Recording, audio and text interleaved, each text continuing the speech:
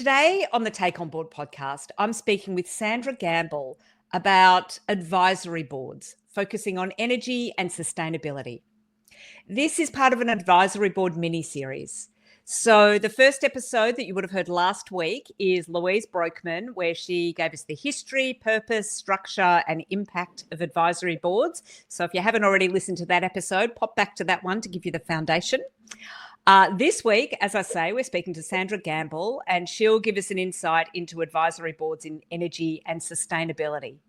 Quick heads up, the next couple, Cynthia Payne, talking about health and aged care sector advisory boards, Heather Disher on business sector advisory boards. With that in mind, now that you know the full series, as I say, today I'm talking with Sandra Gamble on energy and sustainability advisory boards.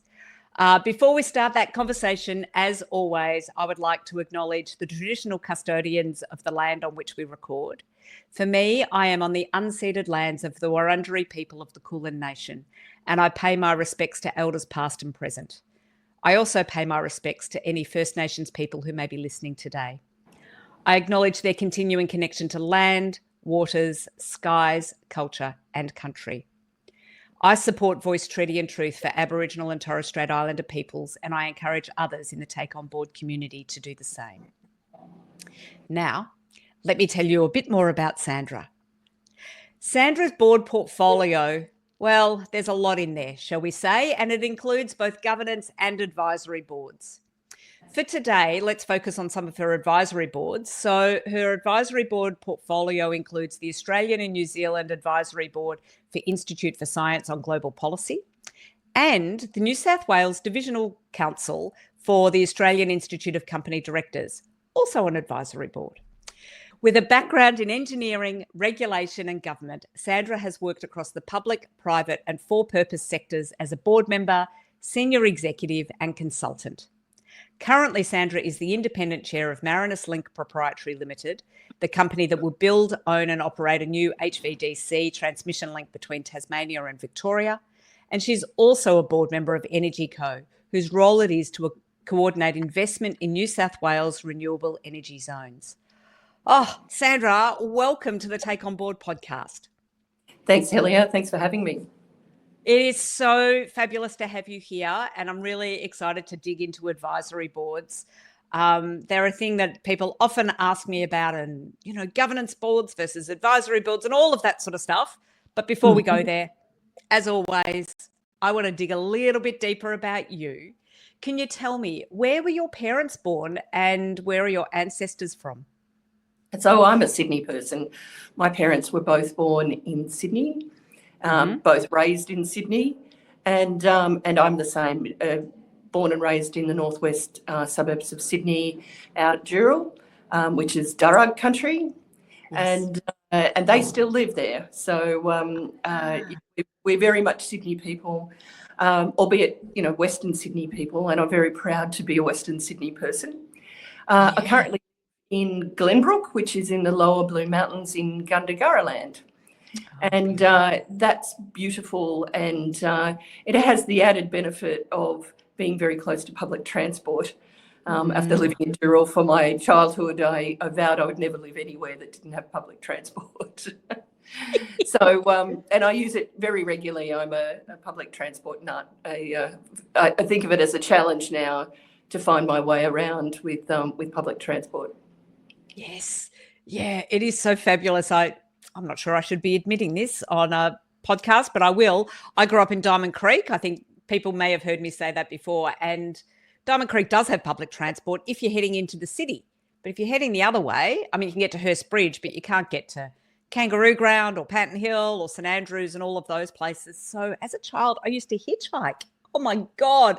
I can't believe that's what I used to do as a child. But I think my friends to do that too. Well, there was really no other way to get around. And, you know, back in the olden days, you know, quite often you would see people that you knew when they would just give you a lift. But, oh, goodness me. So, yes, public transport, goodness, what a blessing for being able to get around when you can't get yourself around in whatever other way. Right. And you do a lot on public transport. You can spend a lot of time quietly working on things and just arrive. It's fabulous. Absolutely. I do head down to Warrnambool a couple of times a year. I do sometimes drive, but if I can get the train, 4 hours of just getting your work done, it's beautiful. Yeah, well, I'm going to Traralgon this afternoon on the train. Where was that you're going? Traralgon. So Oh, in Gippsland, yes, we're doing a site yes. tour of the Marinus route that goes overland Ah, between Waratah Bay and Traralgon.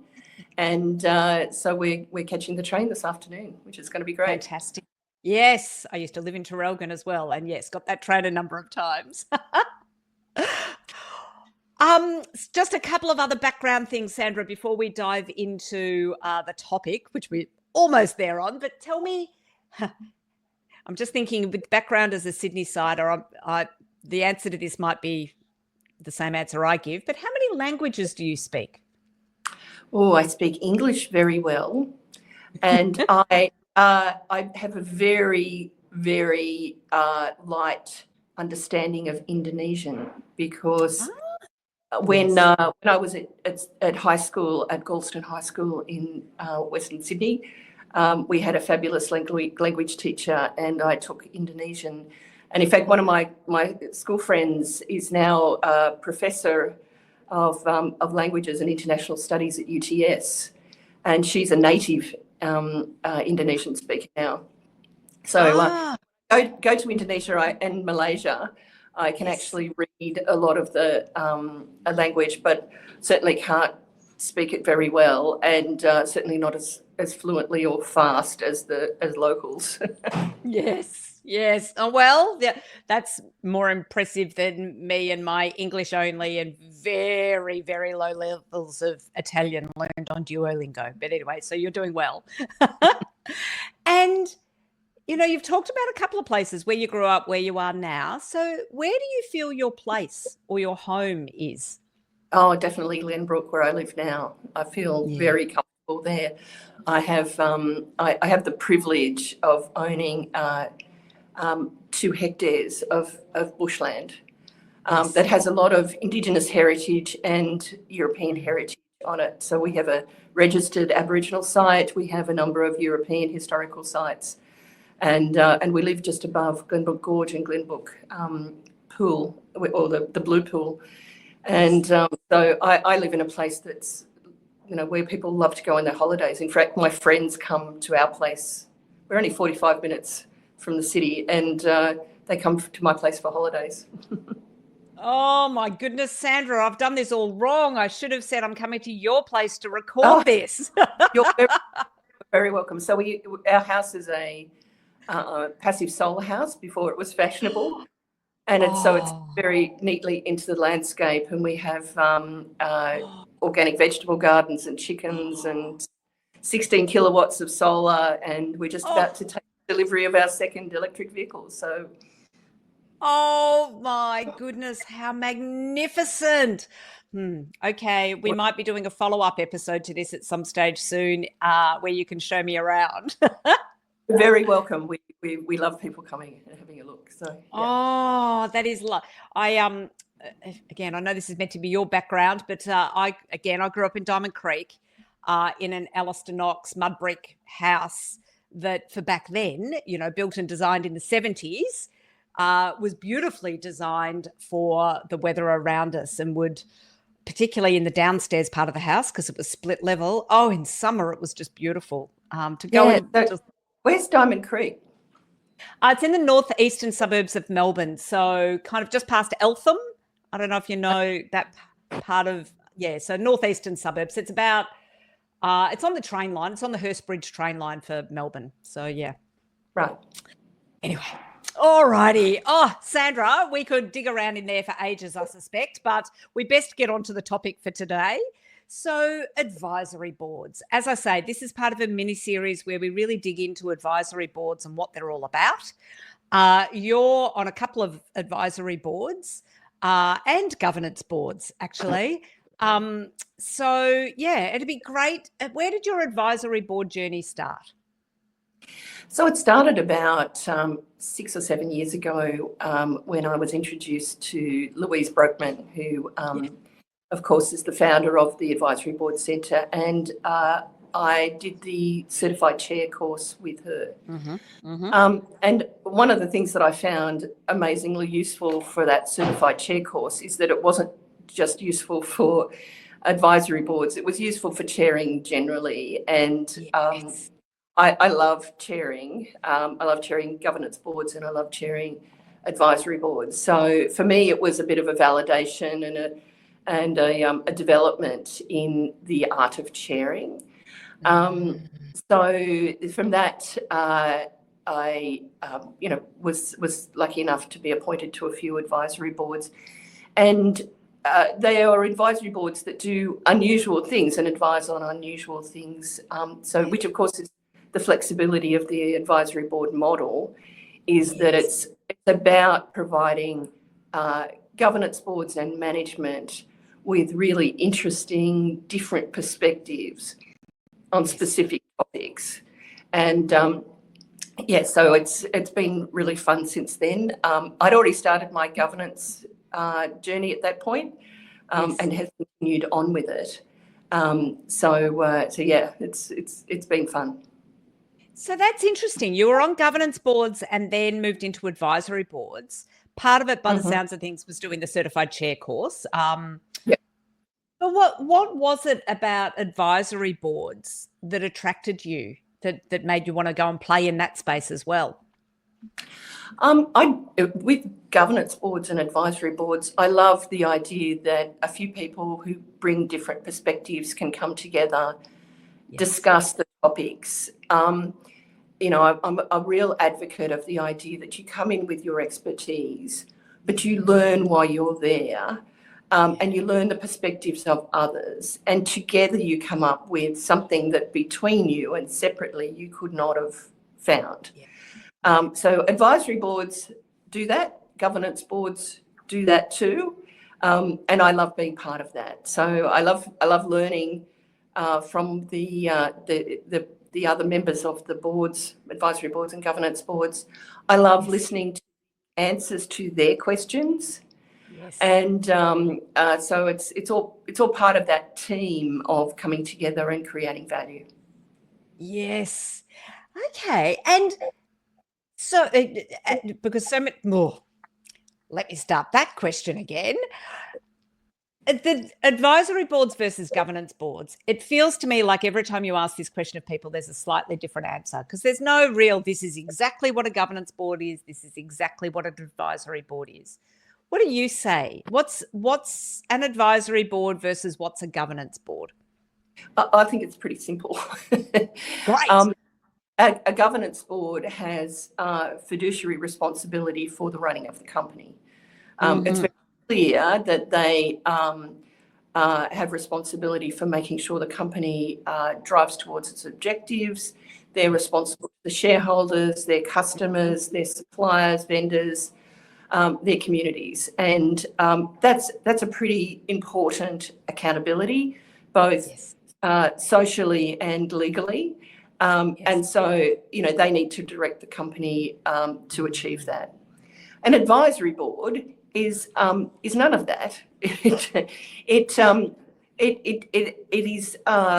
does not have accountability for running the company. It does not make decisions.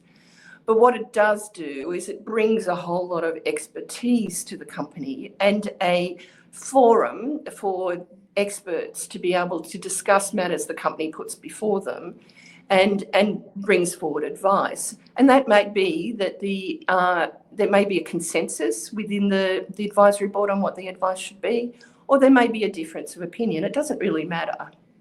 But it's then the management and the board of the company that decide what to do with that advice. It's a bit like a consultant can give you advice, an advisory board can give you advice. The power of the advisory board is the fact that you've got a number of people in real time talking together about the same topic and taking it to a place that the board and the management didn't expect. And give them a new and fresh perspective, and I think that's a really powerful model. So, it's really important that the advisory board is very clear on the type of advice they're being asked for, so they don't. So no one wants to waste time. And if the advisory board is given a problem or a question, then they can focus on that and provide advice to the company. So it's, the power of the advisory board depends on the terms of reference and the people that are on it and the manner in which it's conducted. So, it can be there for a long time. It can be there for a short time. Really depends on the use to which the company wants to put it. Yeah, great. Yeah. I confess, after my first conversation with Louise on this podcast a number of years ago now about advisory boards, I did sit back and think, it does sound like advisory boards get to have all the fun and the governance boards get to have all the responsibility. So, I have since... Yeah, that's fun. Yeah, the governing is actually fun as well. Well, that's true. But what you find in companies and organisations with governing boards is that they can have really full agendas, and there's so much that governing boards are expected to take accountability for these days that it's quite useful for them to delegate to management or to a director the responsibility of running an advisory board, and for them to come back with some advice that just lightens the load a bit. Yes. It doesn't lighten the accountability load, but it lightens the thinking load, and that's I think a really valuable part of it. Yeah, that is an excellent point. Yeah. So for you so I'm interested, you're on a couple of advisory boards. We talked about a couple at the start. There's the Institute for Science on Global Policy. There's the New South Wales Divisional Council for the AICD. There's probably some others there in your kit bag. I'm wondering, in your experience of being on an advisory board, how does that how does it work in practice? What are the sorts of things you talk about, and what are your interactions like with the governance board? So if you're wearing your advisory board hat, how does that all work in with the governance board? What insights can you share there? Okay. So let me start with the Institute on Science for Global Policy. That's a small think tank based in the US that does amazing work. It's often given problems by its clients and customers to solve. What do we do after COVID? They could be foreign policy, they could be geopolitical, they could be a whole range of things based on science and evidence. And it has a governing board that decides, what topics they're going to take on, how they're going to run the organisation, and that has some pretty eminent people on it, including former secretaries of state, former generals. So it's a pretty substantial board. It's run by a person called George Atkinson, who used to be the technology advisor to Colin Powell and Condoleezza Rice. Wow. So he's a charming man. And anyway, he part of the model for the way the Institute works is that they engage with advisory boards that help them with a number of different things that are not governing jobs. So the Australian and New Zealand Advisory Board helped on a program that they ran a couple of years ago on hydrogen. So we connected the Institute, the Advisory Board connected the Institute with hydrogen experts from around Australia, New Zealand and Southeast Asia. We gave thoughts and ideas about how to run the program. We contributed our technical knowledge on hydrogen to help shape some of the questions and approaches that the ISGP was taking.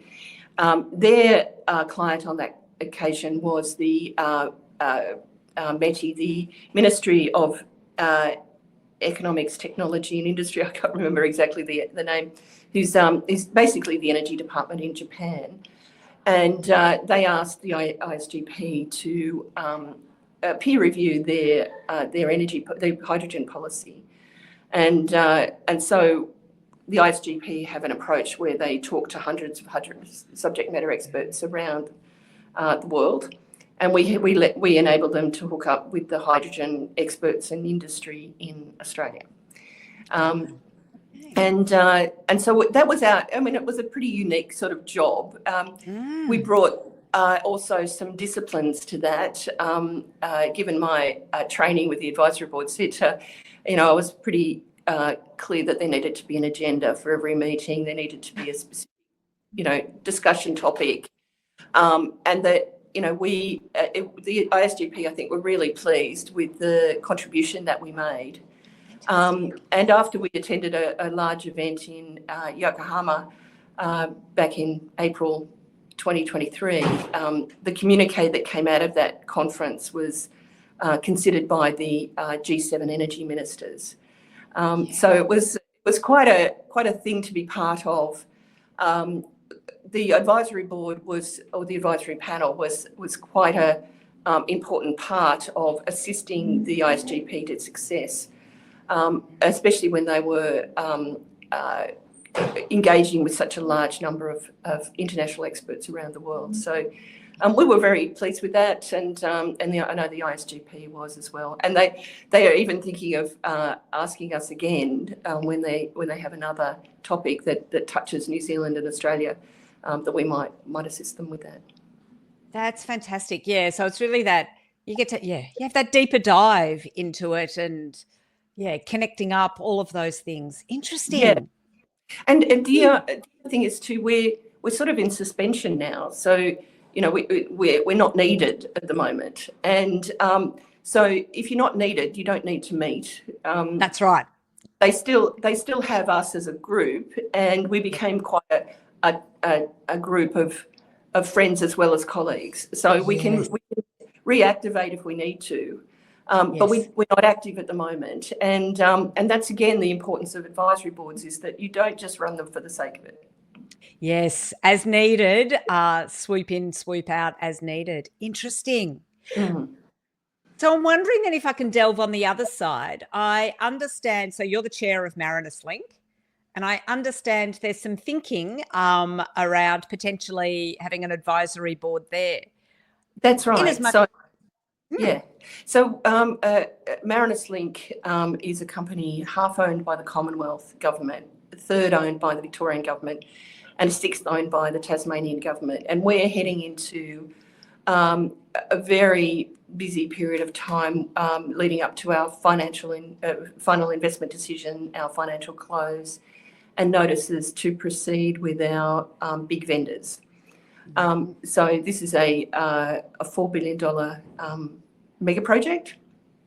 And so when we get through that, which will be about October this year, we'll then move into the delivery phase, which is the construction phase. Mm-hmm. And one of the things that's really essential to the success of mega projects is to have people who have done this before. Yes. So a lot of our internal team will have done it before. A lot of our partners will have done this before. What we are thinking of, though, is we perhaps also can have an advisory board of engineers and commercial people who have very recently done this before from a board and management perspective, so that they can share with us their war stories, that we can share with them some of the challenges that we're facing, and get some of their perspectives. So there's similar projects going on in Europe and North America, Scandinavia, and offshore wind and interconnection has become a very big thing around the world with the transition. So there's senior people around the world that could potentially be engaged by us as an international advisory board, and that would supplement, not replace, but supplement the experience that our partners and our team bring, but just from a slightly different angle. And we think that would be really useful. So at this stage, we're busy doing the final investment decision, due diligence, sorting out our financing, but later on, when we are sort of knee-deep in the delivery process, that's where we might go.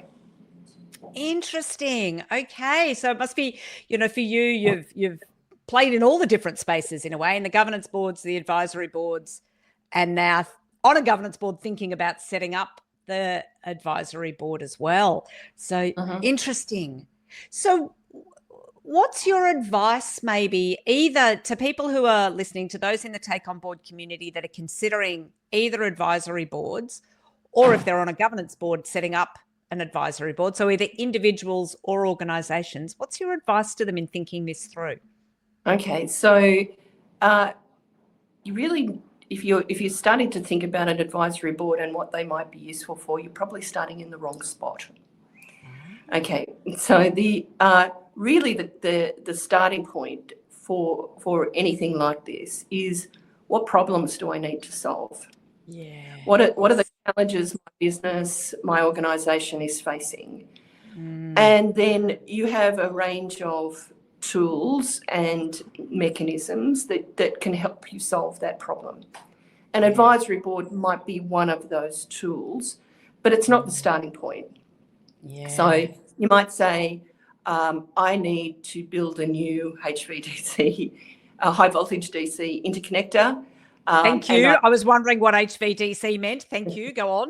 Right, and I need. I think I would really benefit from the experience of other senior leaders who've done this work before. So, and then you think, an advisory board might be the way to do that, because potentially there's other ways. You might just ask one of these experts to write a report for you, or come along to a meeting, or whatever. But if you think that the advisory board mechanism is going to be the best means to be able to obtain that advice and information, then that's what you do. So then you write a terms of reference for the advisory board. You think about how it fits within your governance system. What's the cadence of your board meetings? What's the availability of your team to service it? An advisory board doesn't run itself. There's a resourcing requirement to run it. So have I got those resources, and somebody who'll take accountability for organising it? Then look for a chair. Who's going to be the chair? Let them review the terms of reference and let them help you find the right people to sit on the advisory board. Sometimes those advisory boards are just 2 or 3 people. Sometimes they're 6 people. Again, what's the solution that suits your particular requirement? Then are they going to meet quarterly? Are they going to meet monthly? How long are they going to meet? Going to last for 18 months? Are they going to last for 3 years? What's your particular requirement? With Marinus, we will have a 3-year construction period, probably longer. But we might need different advice in different stages of the project. So we've got to think that through too. And so we design it again with mega projects. And I think this goes for almost everything. The work you put up front, the work you do at the beginning to design, pays dividends in the end, because if you don't get that right, then you're battling. If you're just dealing with problems as they arise, when you haven't got the fundamentals right, then you're wasting a lot of time and effort. So getting that right in the first place, I think, is important, and it just does require thinking things through. Yeah.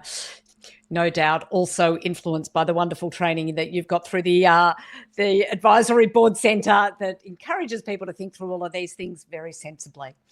Oh, Sandra, so much gold in here for people in thinking about advisory boards. What are the key things you want people to take away from the conversation that we've had today? Well, first of all, that point about the design, what do you want out of the advisory board first, and getting that right. Also, how does it fit within your governance system? Yes. Do you want it to be completely arm's length, or do you want a member of your board and perhaps a member of your management to be part of that deliberation as well. That advisory boards are not something to be scared of. I was once told by a recruiter, don't go on any advisory boards, they're just a waste of time. No. Oh my goodness. And I think that's because often businesses start advisory boards and then they wonder what to do with them. Yes. So they're not a waste of time. I've been involved with a few advisory boards where that has been the case, and they become very labour intensive. They're not satisfying for anybody, but when you actually think things through, they're enormously rewarding for everybody involved, and that's really important. I think if many people make their living at the moment out of advisory boards rather than governing boards, and that's fantastic. The Advisory Board Centre does a really good job does a few things. First of all, in terms of training and that rigour behind designing the advisory boards, it does that well. It also links you with a network of other advisors, and they're not just a network, they become sort of how would you say, I don't know, they're just an enjoyable group of people that themselves... Community. I like to think of the Take On Board community as a community, and it sounds a little like the Advisory Board Centre community is a community.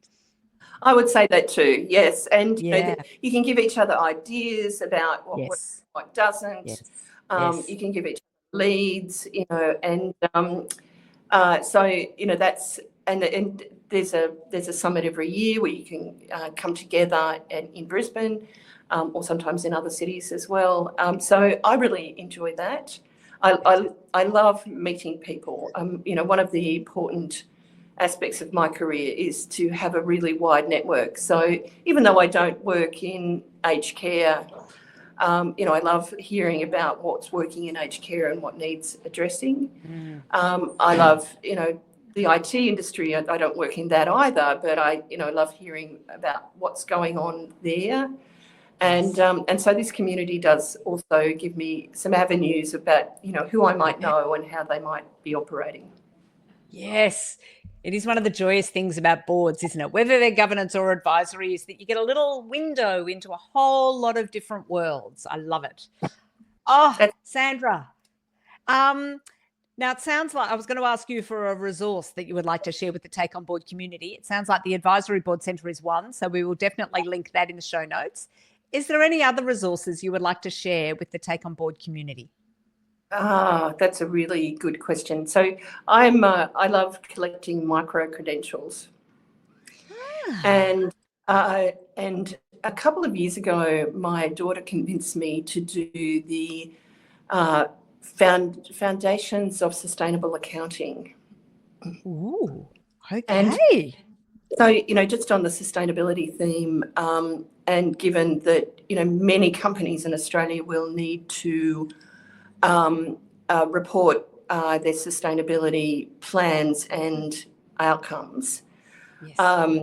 I think there is a real opportunity for at least one person on every major governance board and a whole bunch of advisors to do that course. It's run by the International Sustainability Standards Board, which is an international organisation. And I'd really recommend that for anybody interested in sustainability, interested in advising on sustainability, and even interested in advising on sustainability accounting. It's probably the most important credential that I've done since my MBA. So it does take a bit of effort, but it's well worth it, and it has a whole range of other business benefits as well. So, in fact, when I was doing it, I was thinking, there should be miles more people do this, because the information that's going to become available will be incredibly valuable for both the businesses themselves, but also investors, consumers, and a whole range of other people. So, if you're interested in advisory in the sustainability area, that would be my tip. That is an excellent tip. I'm a bit of a fan of a micro-credential myself. So we will make sure we find that and put a link to it in the show notes. Oh, Sandra, thank you. Thank you so much for joining us today, sharing your wisdom about advisory boards and a whole host of other things as well. Thank you so much for sharing your wisdom with the Take On Board community today. Oh, thank you, Helia, for having me. It's been a pleasure.